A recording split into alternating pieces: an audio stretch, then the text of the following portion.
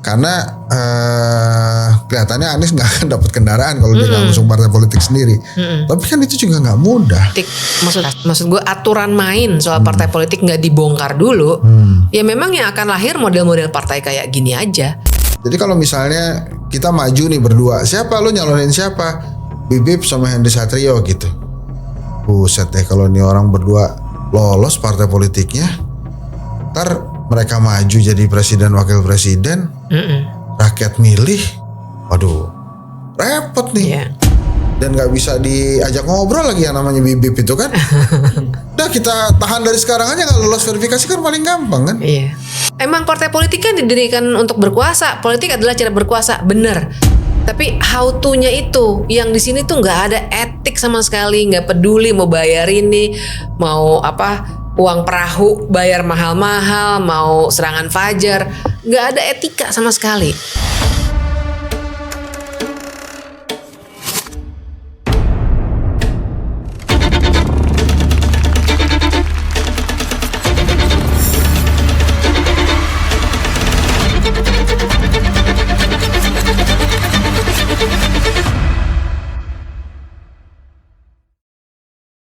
Bismillahirrahmanirrahim. Assalamualaikum warahmatullahi wabarakatuh. Sama masih bersama saya Henry Satrio dan Mbak Bivitri Susanti. Itu nama lengkap loh deh, Bivitri Susanti. Nama lengkap. Gue lagi terpana dengan cuplikan-cuplikan. Iya itu gue acara lu banyak wawancara banget, UMKM. Gue juga tadinya pengen juga lo wawancara UMKM, nanyain langsung mereka setuju nggak kalau demokrasi nggak langsung dilakukan gitu. Cuma nanti kita set deh.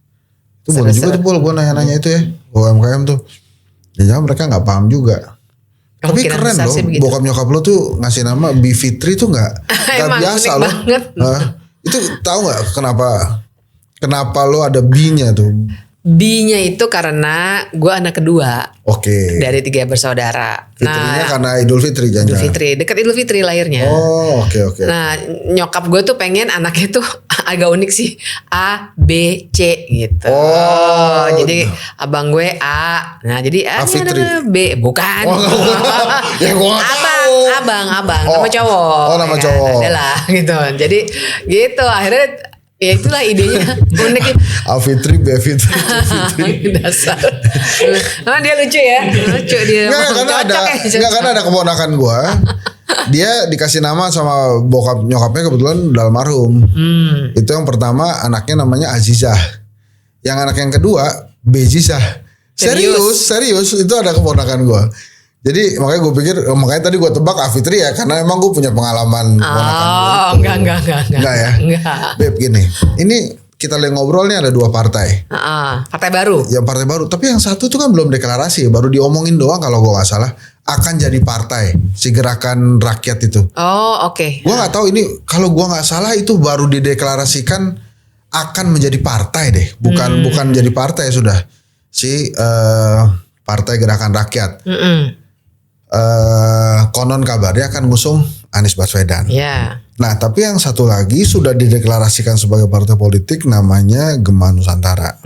Gema Nusantara. Gue nggak akan ngebahas itu partai, terserah lah gimana. Tapi pertanyaan gue, Bib, emangnya rakyat Indonesia sekarang butuh partai baru? Tricky. Kalau menurut gue sebenarnya butuh, tapi yang beda. Jadi maksud gue gini, karena kan gue sendiri kalau udah pada nonton Dirty Foot 2 yang panjang itu yang usulnya dipotong-potong gila panjang banget. Kita potong-potong. Tapi di chapter gue itu, di chapter 3, ini sebenarnya pemikiran rame-rame ya, bukan pikiran gue sendiri. Kami membicarakan soal memang pentingnya ada partai baru yang organik gitu. Bukan soal kebaruan partainya, tapi fakta bahwa kita nih warga Indonesia, gue menggeneralisasi tentu saja ya, itu nggak punya kanal aspirasi politik yang pas dengan, paling tidak gue yang di Dirty Foot lah, mungkin lu juga gue nggak tahu, yang pas pada partai-partai yang ada sekarang 18 partai itu kayaknya kita, makanya ada orang nanya, Bib kenapa lu nggak masuk partai ya sih? Nggak ada partai yang cocok sama gue selalu jawabannya kan gitu ya. Gue nggak anti partai politik loh, cuma memang nggak ada yang cocok sama gue. Nah cuma ternyata banyak yang jawabnya gitu, dan kemudian mungkin kita perlu ya partai alternatif yang memang membicarakan apa yang kita inginkan gitu. Nah, tapi kan kuncinya di situ, bukan asal ada partai baru atau enggak. Bahkan gue sama teman-teman tuh udah sampai titik di mana nggak perlu formally sebagai partai dulu deh. Yang penting ada saluran politik yang berfungsi sebagai partai. Mungkin dia bikin kabinet bayangan, mengkritik ini MBG gimana sih secara konsisten gitu ya, karena kabinet bayangan kan. Nggak usah berfungsi sebagai partai dulu. Kenapa? Karena partai di Indonesia itu kan administratif banget tuh. Yang harus di 38 provinsi. Di tiap provinsi sekian persen kabupaten kota dan seterusnya sampai ke bawah. Administratif dan mahal sekali. Dan jual tokoh banget sih. Dan jual tokoh, itu dia. Jadi kami itu sering bilang itulah barrier to entry. Yang bikin kita tuh di Dirty Food juga dipaparkan. Kalau misalnya kita ngelihat, wih ada partai anak muda nih move forward party di Thailand gitu. Ya kita nggak bisa punya itu. Ketutup, ada barrier to entry. Kalau lo nggak kaya banget, nanti kita lihat ya dua partai baru itu gimana. Atau lo punya koneksi, atau lo mengusung tokoh tadi, lo nggak akan bisa bikin partai gitu. Jadi itu pemikiran bahwa kita butuh partai baru yang organik itu lebih bukan ide barangnya yang namanya partai, tapi kita butuh wadah politik alternatif nih, karena udah jumut, udah beku banget partai-partai politik yang ada, nggak ada kebaruan sama sekali. Ya kayak misalnya Prabowo orang hebat, harus kita akui dia presiden kita sekarang. Tapi ini ada satu partai baru, yang kemudian belum apa-apa dukung Prabowo jadi presiden di 2029. Itulah. Gitu. Ya maksud gue, waktu gue denger itu, ya lo ngapain bikin partai kalau kemudian lo ngusung tokoh partai politik lain di dini hari pada saat lo deklarasi. Bahkan belum apa-apa. Belum apa-apa, lo bikin fans club aja. Jadi makanya maksud gue, jangan-jangan ini partai cuma emang cari aman, betul, cari selamat dan cari duit dari penguasa supaya dia bisa ikutan gitu. Betul. So artinya target utama dia itu ya memang ambil kursi-kursi kecil di DPRD. Gitu. Jadi maksud gue, ya ngapain lo bikin itu gitu. Iya. Untuk yang itu gue setuju sih. Makanya kalau tadi pertanyaannya spesifik ya, kita butuh partai baru seperti yang dua baru dideklarasikan gak sih? Maka jawaban gue akan firm, enggak kayak gitu yang gue bayangkan. Yang kita butuhkan yang tadi alternatif. Kalau yang ini bener banget, gue sih ya bahwa dia dari awal mendeklarasikan mendukung presiden aja udah aneh, fishy gitu ya. Ini apa sih tujuannya sebenarnya gitu? Ya itu makanya gue nggak terlalu antusias. Nggak terlalu antusias. Gue gitu. juga. Terus sebenarnya kok begini? Ada satu lagi, ini memang masih ormas sih, ormas gerakan rakyat belum kan? Udah dikelar juga ya? Emang udah dikelar? Okay. Coba apa kata-katanya? Seingat gue dia belum. Dia baru mengumumkan akan deklarasi jadi partai politik. Dia belum deklarasi loh, Pul. Nah, seingat saya tuh gitu. Oke lah, tapi anyway, dia nih ngusung Anies. Karena kelihatannya Anies nggak akan dapat kendaraan kalau dia nggak ngusung partai politik sendiri. Tapi kan itu juga nggak mudah. Pasti. Kenapa gue bilang nggak mudah? Karena kalau pada saat penguasa melihat, Ya Februari belum Pak. Baru akan. Jadi misalnya kalaupun ini akan didorong untuk Anies, ya lawan-lawannya Anies kan juga nggak akan tinggal diam kan? Pasti juga akan melihat nih. Dan jangan lupa partai politik juga butuh duit, butuh uang. Pasti. Dari mana dia dapat uang? Makanya sebenarnya kalau partai politik, maksud gue aturan main soal partai politik nggak dibongkar dulu, ya memang yang akan lahir model-model partai kayak gini aja. Karena memang mahal sekali. Sebenarnya kan ada ya dari masyarakat sipil, misalnya ada yang nggak jadi-jadi sampai sekarang, namanya Partai Hijau misalnya. Dari orang-orang NGO lingkungan awalnya, tapi sekarang udah meluas lah. Tapi waktu itu gue sempat diskusi sama Partai Hijau dan mengungkapkan cerita dari kawan yang pernah mencoba mendirikan partai dan nggak jadi juga. Iya memang mahalnya luar biasa. Maksud gue ini, ada dulu inget nggak ada Partai Sri namanya? Itu misalnya ya, kan gagal verifikasi faktualnya kalau gue nggak salah ya. Nah jadi kami bertukar pikiran dan memang mahalnya luar biasa. Jadi datanya empirik, jadi bukan asumsi. Dia harus punya cabang di semua provinsi. Semua provinsi. Terus kemudian di kabupaten kota ada berapa persen, sampai ke tingkat kecamatan tuh berapa persen kalau nggak salah. Udah gitu nanti kan verifikasinya kantor. Oke, kantor mana kontraknya sama yang punya kantor misalnya. Teknis administratif banget. Dan sehingga biayanya sangat mahal dan waktu itu beberapa temen bilang ya udahlah kita nggak sanggup nih, nggak ada duitnya. Kalau misalnya ada yang bilang tapi partai buruh kok bisa, beda karena kan buruh dengan serikat-serikat mereka punya iuran segala macam, mereka sendiri kaya walaupun dia organik tapi kaya secara organik paling tidak, walaupun pasti ada cukongnya juga gitu ya. Cuma artinya butuh biaya besar banget. Jadi kalau ada sampai yang langsung tiba-tiba jadi partai, tiba-tiba mengusung tokoh, nah itu buat gue pasti ada tujuan di balik itu yang sifatnya juga kekuasaan dan ekonomi pasti. Iya. Itu kan ada menteri kurang kerjaan ya. Gue juga pengen bikin partai kurang kerjaan tuh mungkin menang juga kali. Iya. Iya. Bikin aja, bikin. Enggak, kelihatannya kan kalau punya partai politik itu ini mohon maaf ya, gue belum pernah bikin partai, cuma gue kebayangnya once lo punya partai politik, tujuan pertama lo yang penting lolos verifikasi dari KPU dulu. Bener. Setelah lo lulus verifikasi KPU, lo kerja sama kedai kopi, terus lo survei siapa kira-kira biasanya presiden gitu. yang menang. Nah, abis itu lo dukung. Iya. Nah, abis itu lo minimal dapat wakil partai wakil menteri dah. Iya. Terus lo dapat duit deh. Kan gitu-gitu aja kan teorinya. Maksud gue ya itu caranya. Sedih ya, gitu-gitu aja ya teorinya. Itu emang bener sih. Bener, cuma gue gini sambil ya Allah sedih banget negara gue. Ya kan bahkan kalaupun orang yang milih presiden atau berkoalisi dengan presiden yang bukan pemenang pun akhirnya bergabung ke pemenang, dia bisa dapat menteri atau wakil menteri juga. Kecipratan juga. Iya benar. Enak juga ya. Jadi sebetulnya gimana sih maksudnya? Gue bingung juga. Ya makanya jadi mungkin berarti kan diskusi kita emang mesti pentingnya untuk bongkar undang-undang partai politik itu. Seperti yang dibahas di Dirty Vote itu. Tapi maksud gue makin relevan karena kan katanya mau tahun ini mau bahas undang-undang pemilu. Di situ termasuk undang-undang partai politik. Nah menurut gue kita mesti dorong tuh supaya dibongkar total. Tapi jangan ngarepin dari DPR aja sih. Kalau perlu kita lawan ke MK segala macam, karena itu memang undang-undang partai politik tuh bikin kita benar-benar nggak punya saluran politik yang meaningful. Yeah.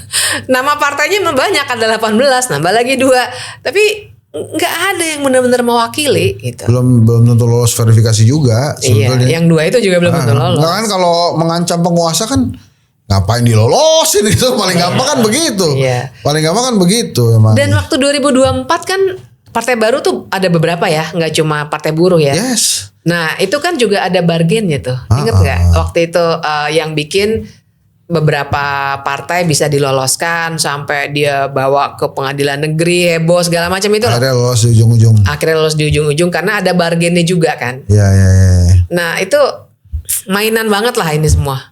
Iya, bahkan kan katanya ada partai politik yang memang sengaja dibentuk untuk mengembosi partai politik lainnya.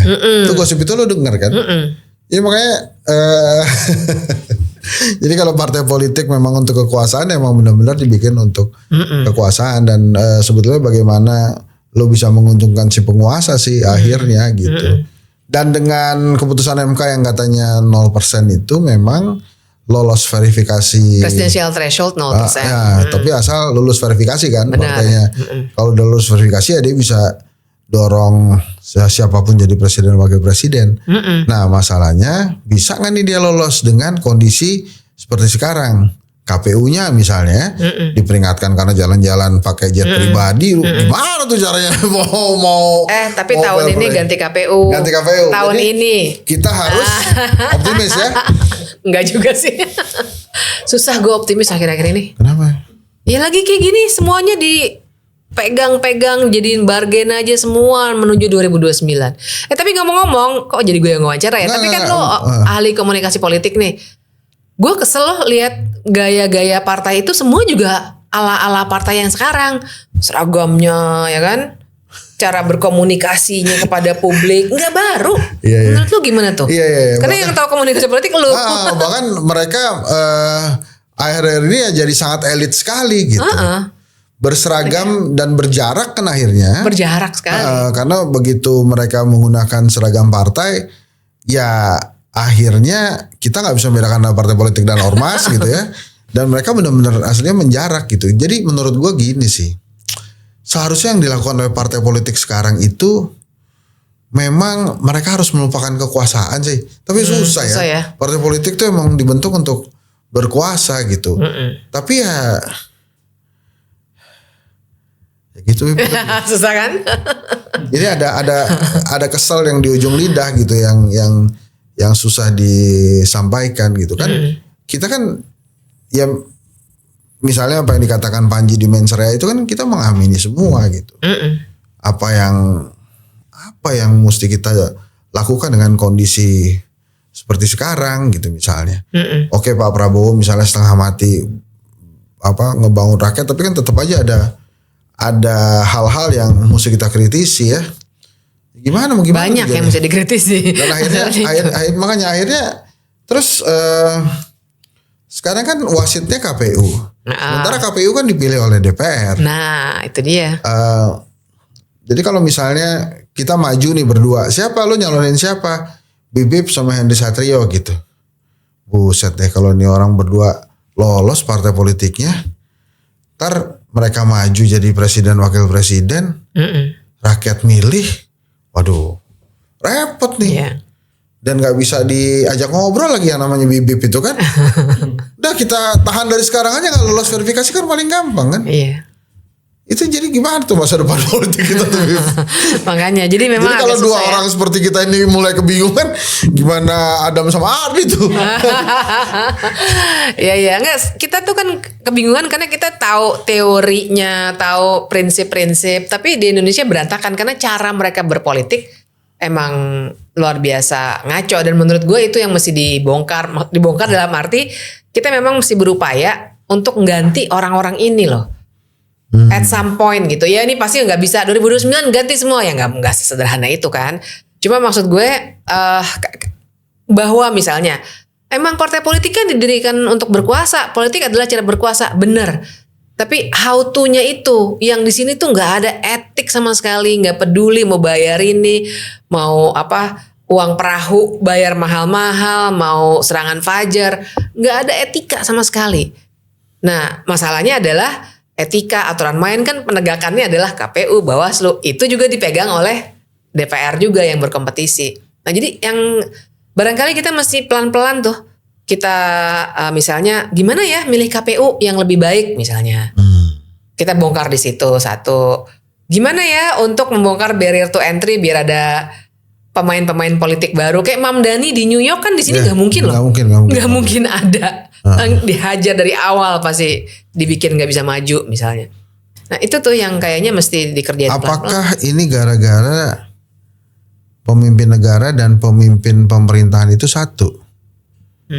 Pemimpin negara, pemimpin pemerintahan. Iya kan, presiden itu kan dia pemimpin pemimpin negara, kepala negara sama kepala pemerintahan kan?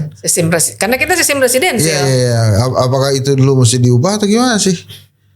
Bisa jadi sih. Sebenarnya bahkan ada yang ekstrim, emang jangan-jangan kita itu kerajaan yang paling cocok. Kerajaan mah gue gak setuju. Nah, tapi kan langsung naik dulu sih Pol. 99-2002 waktu amandemen konstitusi, sebenarnya tuh ada perbincangan soal federalisme. Parlementer. Parlementer, oke. Federal juga sih waktu itu. Tapi kan waktu itu kita masih paham konteks kan. 99 itu kan orang lama masih ada di situ. MPR yang melakukan amandemen tuh orang-orang lama sebenarnya loh. Cuma karena diganggu aja terus, jadi lumayan lah. Nah jadi tahun 2000 itu ditutup tuh. Mereka bikin kesepakatan, nggak ditulis di konstitusi, tapi ada kesepakatan. Mereka nggak akan mau mengubah pembukaan UUD, fine. Mereka juga nggak akan mengubah sistem presidensil, nggak akan mengubah negara kesatuan. Nah jadi kesepakatan politik aja waktu itu. Padahal kalau kita lihat-lihat sekarang kayaknya sebenarnya gue juga merasa kalaupun bukan parlementer, kita pakai model sistem semi presidensil kayak di Prancis misalnya. Itu kan menarik ya? Ya itu bahkan pemilunya ketukar tuh, presiden dulu baru parlemen kan. Prancis tuh menarik dan mungkin bisa pada nanya AI kalau misalnya pengen tahu kayak gimana. Tapi artinya memang ya bisa jadi begitu, bisa jadi itu sebabnya. Karena dalam sistem presidensil, sorry ya gue kayak lu kayak mau ngomong gitu, sorry. Dalam sistem presidensil kan kalau menurut Juan Lins itu kecenderungannya presiden akan menjadi seperti raja memang. Karena dia punya power yang terlalu besar, legitimasinya terlalu besar. Makanya lo lihat Donald Trump di US sekarang.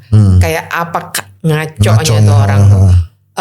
Dan di banyak negara lain. Yang lumayan sehat karena dicek terus kuat banget tuh negara-negara dengan sistem parlementer. Gitu. Tapi ya itu ya. Kita bisa banyak contoh. Nah makanya mungkin gak parlementer tapi sistem seperti di Prancis itu bisa juga kita jadikan alternatif. Gitu. Jadi gimana nih Bib? Kita perlu partai baru yang baik. Ya. Tapi lolos tidaknya atau verifikasinya lolos ini tergantung dari KPU yang dipilih oleh penguasa saat ini gitu ya. Yang partai-partai yang existing. Partai-partai existing. Yang pastinya juga nggak pengen lah ada pesaing, ngapain sih kurang kerjaan. Ada pesaing itu kan. Gimana tuh kira-kira? Ya itu yang kita sebut barrier to entry. Apa hambatan untuk masuk arena permainan. Lapangan sepak bola ini ditutup duluan gitu. Oke. Iya, jadi akhirnya harus bargainnya kayak gitu. Oke deh, lo tolong dong izinkan gue lahir karena gue akan ngedukung Prabowo misalnya seperti yang dilakukan kemarin gitu ya. Ya. Akhirnya kan bargainnya di situ. Lagian terus dia mau ngambil suara yang mana? Apa namanya? Ya itulah partai itulah. Maksud gue dia nggak memperlihatkan bahwa gue ini adalah partai baru untuk kalangan masyarakat yang apa gitu. Yes. Seragamnya sama, cara-caranya sama, kemudian mendukung presiden yang sama juga. Ya kan enggak. Emang enggak ada yang enggak berani ya lu bikin partai seragamnya lu polkadot gitu. Maksud gue agak beda gitu. Biar beda aja ya. Makanya dia nggak nyuruh lu survei dulu sih yang mana nih pangsa pasarnya ya. Enggak, gue rasa gak usah disurvei itu gue ngomong aja. Makanya itu pertanyaan gue kan. Emangnya rakyat Indonesia tuh perlu partai baru? Kayak misalnya kemarin sebenarnya berapa sih yang nggak milih?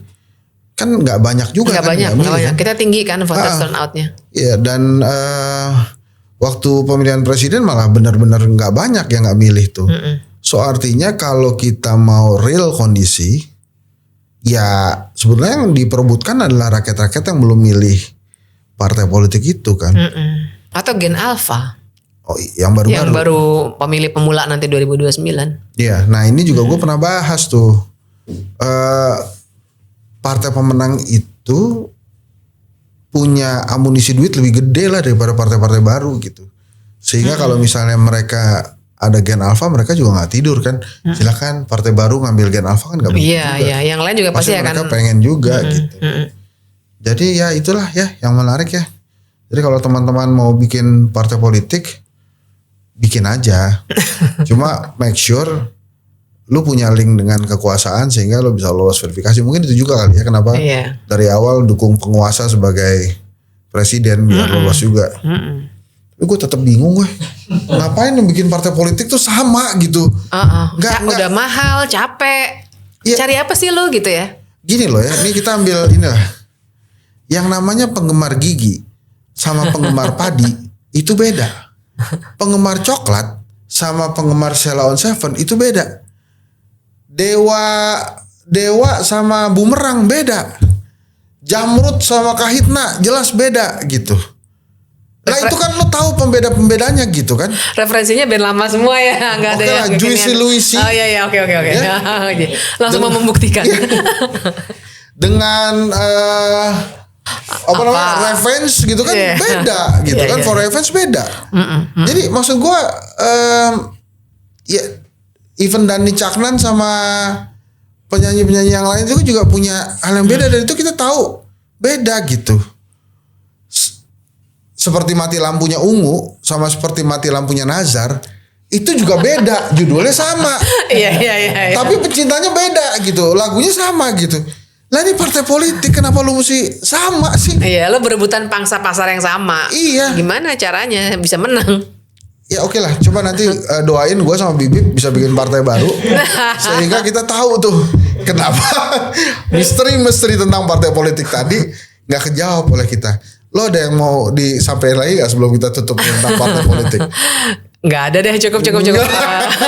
Pusing sendiri gue. Lo setuju gak? Ini tulis di kolom komen. Kalau dirty vote jadi partai politik. Terima kasih. Assalamualaikum warahmatullahi wabarakatuh.